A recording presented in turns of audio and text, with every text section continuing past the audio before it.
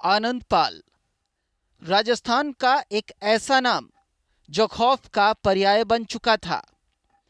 आनंद पाल की तलाश राजस्थान की पुलिस को पिछले कई साल से थी, लेकिन 24 जून को आनंद पाल के एनकाउंटर की खबर राजस्थान में आग की तरह फैल गई। खबर आई कि राज्य एसओजी और स्थानीय पुलिस के साथ हुई मुठभेड़ में 5 लाख का इनामी गैंगस्टर आनंद पाल मारा गया। पुलिस ने तो राहत की सांस ली, लेकिन आनंद पाल की मौत अब राजस्थान सरकार के लिए गले की हड्डी बनती जा रही है। एक तरफ जहां आनंद के परिवार का अड़ियल रवैया, तो दूसरी तरफ सोशल मीडिया पर वायरल होती ये तस्वीर। जी हां, जरा गौर से देखिए इस तस्वीर को। सोशल मीडिया पर तेजी से वायरल होती इस तस्वीर में बताया जा रहा है कि काली टी शर्ट में खड़ा ये शख्स ही आनंद पाल है और उसे घेर कर खड़े बाकी पुलिस अधिकारी हैं। हालांकि न्यूज इंडिया तस्वीर की किसी भी तरह से पुष्टि नहीं करता। अगर ये तस्वीर सही है तो कई सवाल हैं जो प्रशासन के लिए सवालिया निशान बनकर खड़े हैं। ऐसे में सवाल उठता है कि जब आनंद पाल को गिरफ्तार कर लिया गया था तो क्यों उसका एनकाउंटर किया गया? क्या आनंद पाल का एनकाउंटर फेक था? क्या आनंद पाल से किसी सफेद पोश को खतरा था? क्या किसी के कहने पर आनंद पाल का एनकाउंटर का खेल रचा गया? अगर आनंद पाल गिरफ्तार ही कर लिया गया था तो क्यों उससे पूछताछ नहीं की गई? ऐसे कई सवाल हैं जो इस तस्वीर ने प्रशासन पर उठाए हैं।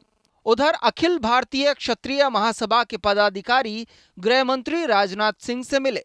सभी ने आनंद पाल सिंह के एनकाउंटर की सीबीआई जांच की मांग की। गृह मंत्री ने इन मांगों पर विचार करने का आश्वासन दिया है।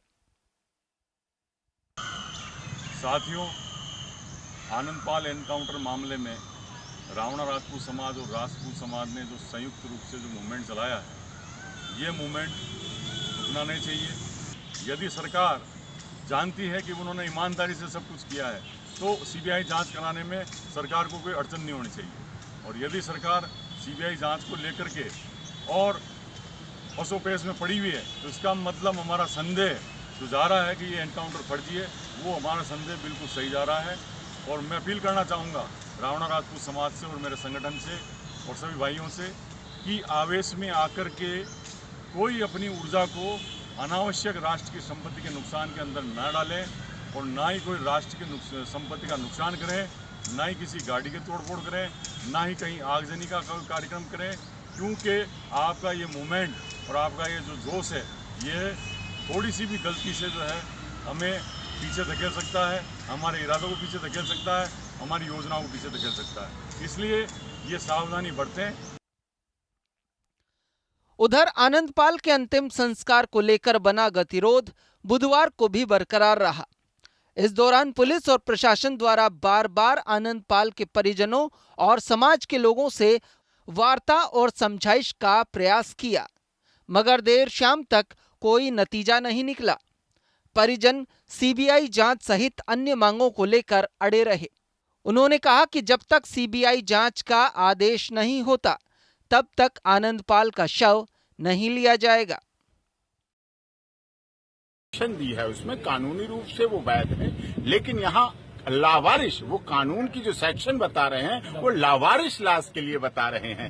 आनंद पाल की आप देख रहे हैं यहाँ, क्या यहाँ ये पुलिस सुरक्षा, ये राजस्थान पुलिस और रैपिड एक्शन फोर्स को लावारिश लाश के लिए परेशान किया जा रहा है? क्या लावारिश लाश के संभालने के लिए इतने लोगों को परेशान किया जा रहा है? नहीं नहीं नहीं, लावारिश लाश तो कहीं पड़ी होती है, उसको उठा के लावारिश लाश उसको करने के लिए किया जाता है। लावारिश लाश का मसला नहीं है, ये बहुत ज्यादा बारिश जिसके हैं, लावारिश की बात कानून में कही गई है, ये उसके लिए सवाल है जिसके लाखों करोड़ों वारिस हैं, उसकी अंतिम संस्कार की बात है। गैंगस्टर आनंद पाल के एनकाउंटर के बाद पहली बार उसकी छोटी बेटी योगिता तंवर मीडिया के सामने आई। उसने एनकाउंटर को फर्जी बताया और कहा कि उसके पिता को पुलिस ने राजनीतिक द्वेष के चलते घेर कर मारा है। गैंगस्टर आनंद पाल की छोटी बेटी ने कहा कि जब तक एनकाउंटर की सीबीआई जांच की मांग नहीं मानी जाएगी तब तक शव नहीं उठाया जाएगा। मैं यज्ञजीत सिंह पुत्री आनंदपाल सिंह चौहान मेरे पापा के साथ जो हत्याकांड हुआ है उसकी सीबीआई जांच की मांग कर रहे हैं और मेरे पापा के जो हत्या का प्रयास किया गया था बीकानेर जेल में उसकी सीबीआई जांच की मांग कर रहे हैं हम लोग। और कोई भी नाजायज मांगे नहीं है हमारी। और क्या क्या मांगे आपकी? और हमारी ये मांग है कि मेरे फूफो साहब जिन पे झूठा मुकदमा लगा के उनको आज अंदर किया गया है उसकी सीबीआई जांच कराई जाए और मेरे पापा का जो पोस्टमार्टम किया गया है उसकी एम्स में बोर्ड बिठवाकर वापस करवाया जाए और जो हमारी मिलने जुलने वालों की जिनकी ज़मीनें ज़बरदस्ती कुर्क की गई है उनकी ज़मीनें उनको वापस लौटा दी जाए और हमारे बहन बेटियों तक को नहीं छोड़ा गया किसी भी केस में किसी भी मुकदमे में उनको वापस रिहाई दी जाए और जो इस हत्याकांड के जो चश्मदीद गवाह है श्रवण सिंह जी उनको उनके परिवार को पूरी तरह से तुरंत प्रभाव से रिहाई दी जाए और उनको वकील से सबसे मिलने की इजाज़त दी जाए। और हमारे परिवार में से किसी ने भी, ना मेरे दादी साहब ने ना मेरी मम्मी ने, किसी ने भी उस पेपर पे साइन नहीं किया है बॉडी लेने के लिए।